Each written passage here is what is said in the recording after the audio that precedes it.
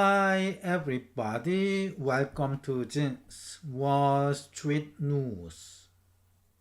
The U.S. Census Bureau reported Tuesday that advanced estimates of U.S. retail and food services sales rose 0.6% in August from the previous month. According to the Federal Reserve, industrial production edged up 0.1% in August, month over month. The U.S. Census Bureau and the U.S. Department of Housing, Urban Development announced Wednesday that privately owned housing units authorized by building permits decreased 3.7% in August from a month ago. Federal Reserve Chairman Jerome Powell delivered remarks on Wednesday, quote, "Today, the Federal Open Market Committee decided to lower policy interest rate by a quarter percentage point." According to the U.S. Department of Labor, the number of Americans claiming unemployment benefits fell sharply from 264,000 to 231,000 in the week ended September 13th. On Thursday, Intel said on its website, quote, "Nvidia will invest $5 billion in Intel's common stock at a purchase price of $23.28 per share." 10-year Treasury yield rises to 4.11% as the initial jobless claims tumbled last week.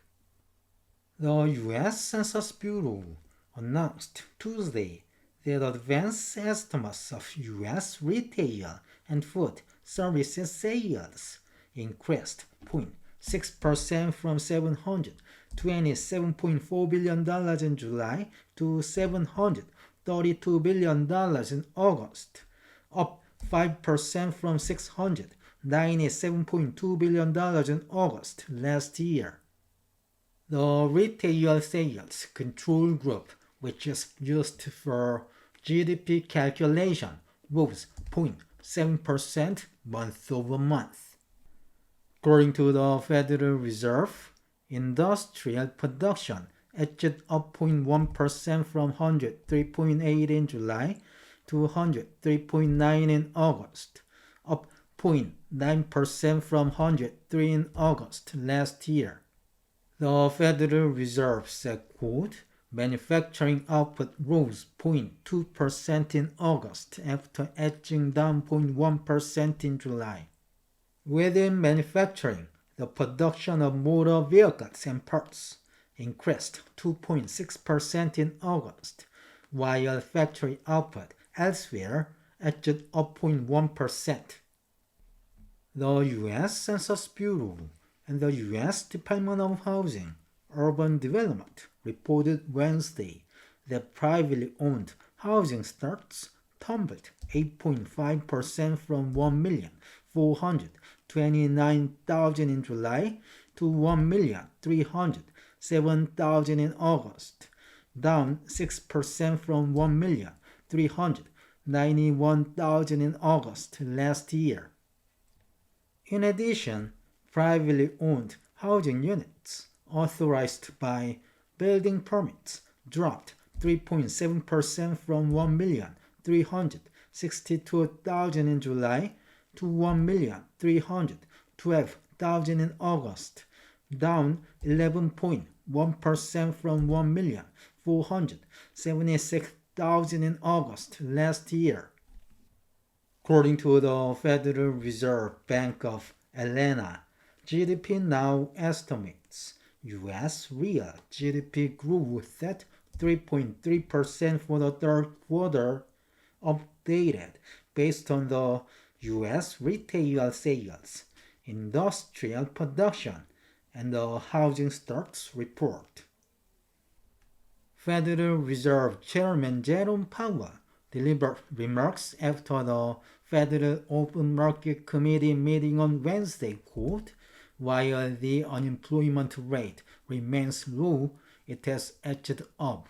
Job gains have slowed and downside risks to employment have risen. At the same time, inflation has risen recently and remains somewhat elevated.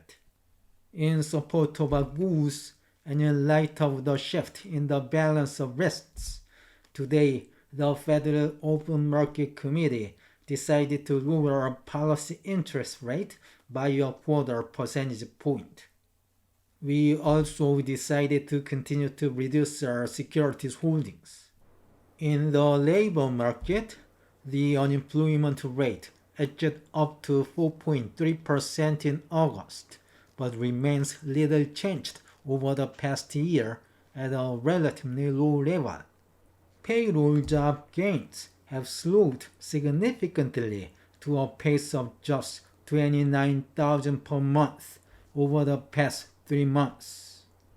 A good part of this slowing likely reflects a decline in the growth of the labor force due to lower immigration and lower labor force participation. Even so, labor demand has softened, and the recent pace of job creation appears to be running below the break-even rate needed to hold the unemployment rate constant. Overall, the market slowing in both the supply and demand for workers is unusual. In this less dynamic and somewhat softer labor market, the downside risks to employment appear to have risen. When it comes to the monetary policy, he added, quote, in our SEP, FOMC participants wrote down their individual assessments of an appropriate path for the federal funds rate based on what each participant judges to be the most likely scenario for the economy.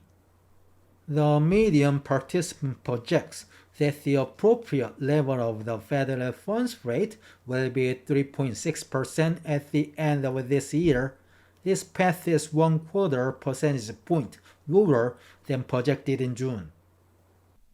According to the U.S. Department of Labor, the number of Americans claiming unemployment benefits fell sharply from 264,000 to 231,000 in the week ended September 13th.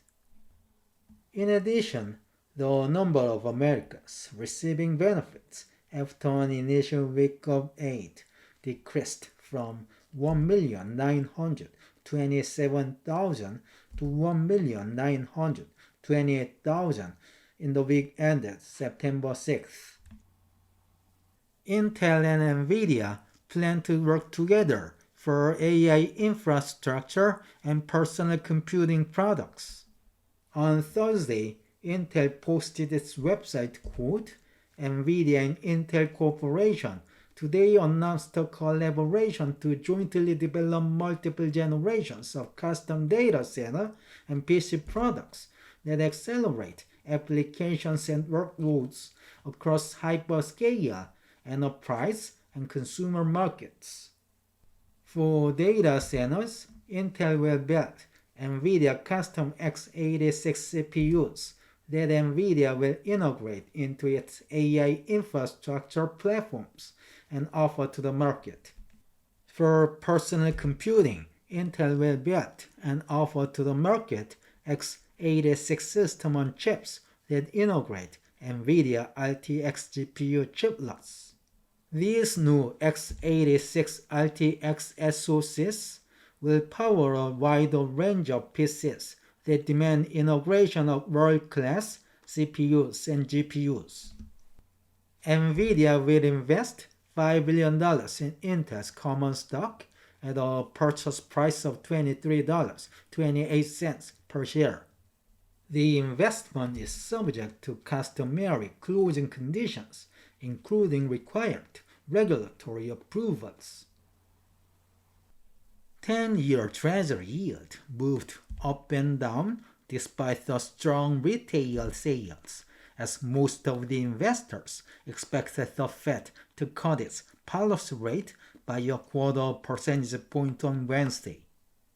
The yield fell right after the FOMC statement was released, then it rebounded because the 25 basis point rate cut was already priced in. On Thursday, it moved up further as the initial jobless claims unexpectedly tumbled last week.